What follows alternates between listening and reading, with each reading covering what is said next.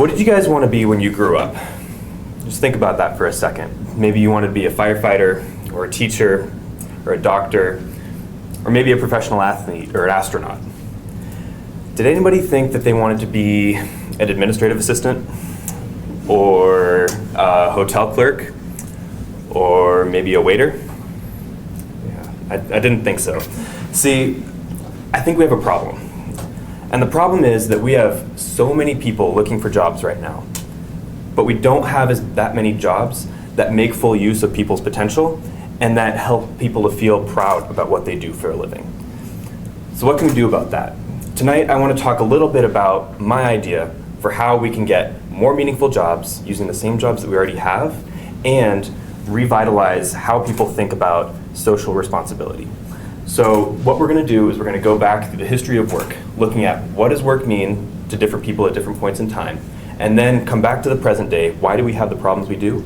And from there, we're going to move into the solutions that I think we have. I'm going to use something called the Kuznets curve. This is a graph developed by Simon Kuznets, an economist in the 1960s, who graphed the social inequality that exists in societies in regards to economic development. So from the beginning of human history, there was no social inequality. When we existed in groups of 40 or 50 people, and work was just all about survival, ensuring the survival of your neighbor, of your friends, of your family, there was no need for anything else. That was life. Life was work, work was life.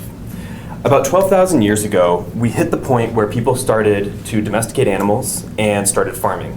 At this point, work took on a new meaning. It was a means of accumulating wealth and possessions. At this point, social inequality began to happen because you had haves and have-nots who could trade the surpluses that they made, and from there, you had more opportunities to work in different settings. So this meant that the size of societies could grow from about 150 to several thousand people. About 10,000 years ago, mass agriculture started. That was with the invention of the plow. And with this came a massive growth in the size of societies, the carrying capacity. So when you have 10,000 or 20,000 or 100,000 people who need work, and there's only a few people who own the means to make that work, work becomes a means of making the rich richer and helping the poor to survive. Think of the Roman Empire or the Egyptian Empire or even feudal Europe, where you had the landowners who would kind of lease out the land to their serfs. This existed up until about 250 years ago with the Industrial Revolution. And granted, there was some changes in that time, but when the Industrial Revolution hit and mechanization began to take place in England, this meant that there was no longer tons and tons of opportunities for people to earn livings and to make it by in agriculture. Textiles and agriculture, two big sources of labor for most of human history, were gone. People had to move into the cities and get jobs in factories, which were much less rewarding and much more difficult to quantify what the value was of one person's work. At the same time, what this meant was that the value of work and the purpose of it became democratized. So instead of just the rich being able to earn money, it was everybody. Everybody had the chance to make a living and to thrive. And because of this, the middle class was able to rise up and inequality in society decreased. Not entirely, but it did decrease. The last thing that I want to talk about and the last shift here has happened in the last 40 years, and that happened at the beginning of globalization in the 1970s. When the high-paying manufacturing jobs moved out of industrial countries and started going to places with lower cost of labor, this meant that the jobs in the industrial countries became largely service-driven. And so the jobs required high levels of education, and this included a cost barrier for individuals to be able to get really good employment. This is why college has become so expensive over the last 40 years, and this is why we have the situation we have today. Too many people seeking after too few jobs that don't mean much in society. So how do we fix this? I think we need a new standard for what work is in the 21st century, and it revolves around an idea that to make work meaningful, you have to have organizations that work towards the greater good of society, decreasing the social inequality that exists by using what's called a triple bottom line.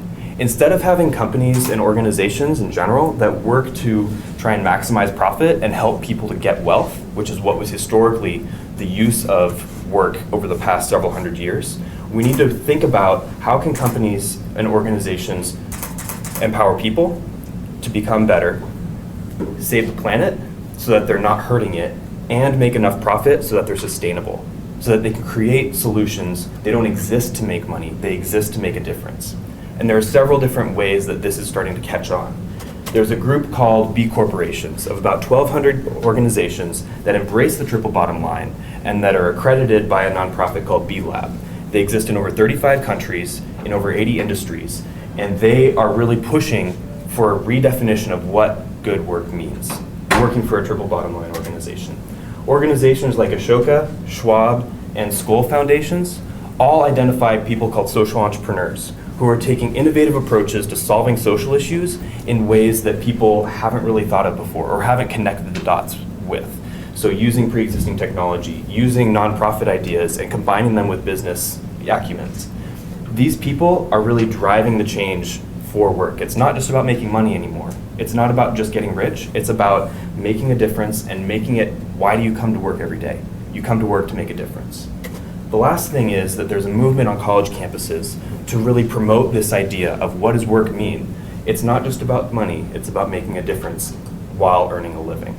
Ashoka U is a subset of Ashoka that begins to help students think about what social change they can make, connecting their academic knowledge with their social justice and service interests. So how can you take what you know and make a difference where it's most needed? I'm really passionate about this idea of triple bottom line, social entrepreneurship, changing the way that we think about what work is in society. And I've made a website that has resources and opportunities for people to learn more about this stuff. So if you're interested, check it out. And I just want to thank you guys so much for listening to my talk.